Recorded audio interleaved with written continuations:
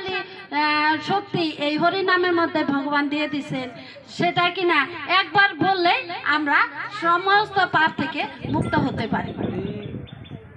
ঠিক আছে, তো বৃহৎ নারদীয় পুরাণে বলা হয়েছে হরের নাম হরের নাম হরের নাম হইব কেবলম কল নাস্তব নাস্তব গতির অন্যথা। এই হরির নামই একমাত্র উপায়, এছাড়া অন্য কোনো পন্থা নেই, অন্য কোনো পন্থা নেই, অন্য কোনো পন্থা নেই। ভগবত গীতাতে ভগবান শ্রীকৃষ্ণ বলেছেন মন মনা ভব, আমাকে স্মরণ করো।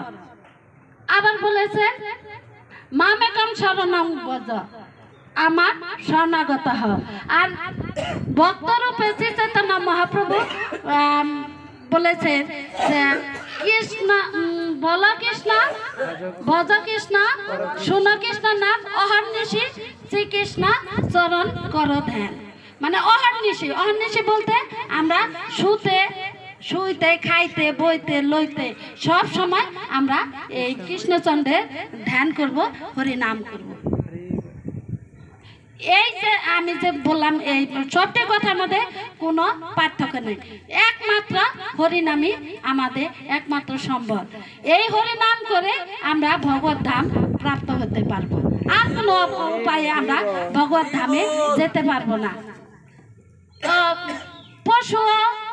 একটি পশু ভগবানের কৃপা লাভ করতে পারে, সেটা আপনারা জানেন কিনা। একটা হাতিকে জলে কুমিরে টেনে নিয়ে যাচ্ছে, জলে কুমিরের শক্তি বেশি, ডাঙ্গায় হাতির শক্তি বেশি। হাতি তো অনেক শক্তি, তারপরে জলে নামছে আর কুমিরে টেনে জলের ভিতর নিয়ে যাচ্ছে। তখন আর কুমিরের শক্তির সাথে হাতি পারতেছে না। তখন হাতি উপায় তো না পেয়ে, এখন তো তার প্রাণ সংশয়, তখন উপায় তো না পেয়ে সে ভগবানের চরণে শরণাগত স্বীকার করলেন। তখন স্বীকার করার পরে ভগবান আর কাল বিলম্ব না করে সে পশুকে কৃপা করার জন্য সে গরুরের পিঠে চড়ে এসে কুমিরকে হত্যা করে হাতিকে রক্ষা করলেন। দেখেন একটি পশু ভগবানের কৃপা লাভ করতে পারলো।